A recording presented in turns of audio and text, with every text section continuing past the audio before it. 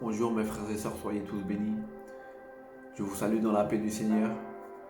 Frères et sœurs, la petite vidéo que je vous fais, c'est pour vous rappeler l'attitude que Néhémie a eue lorsque ses proches viennent à lui en lui apportant des nouvelles de Jérusalem. La parole nous dit dans le chapitre 1, verset 4, que quand Néhémie a entendu les nouvelles que ses proches apportaient, il s'est assis, il a pleuré. C'est un homme qui était abattu. Mais dans le même verset 4, il y a quelque chose de remarquable si on le coupe en deux. C'est que d'abord cet homme était abattu, il a fait un deuil, il a pleuré. Il était assis, il a pleuré.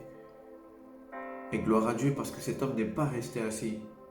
Cet homme a fléchi les genoux, il n'est pas écrit dessus qu'il a fléchi les genoux. Mais je pense que cet homme a fléchi les genoux en jeûnant et en priant constamment le vent du ciel. Il suppliait pour son peuple.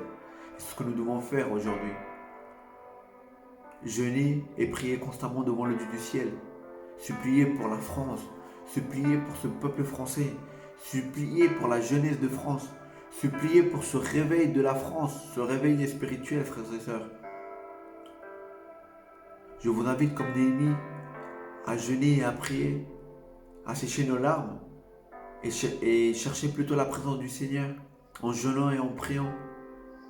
Parce que l'attitude que cet homme a eue, je suis sûr que c'est l'attitude qui a fait que le Seigneur lui donne cette envie d'aller restaurer Jérusalem. Et à travers le jeûne et la prière, je suis sûr que le Seigneur va faire de nous des restaurateurs de la France.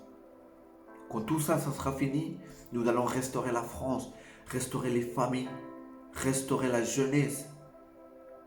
Nous allons avoir ce feu en nous pour aller restaurer tout ce que le diable a détruit. Donc pour cela, je vous invite, mes frères et sœurs, à jeûner et à prier constamment devant le Dieu du ciel. Soyez tous bénis et que Dieu vous protège.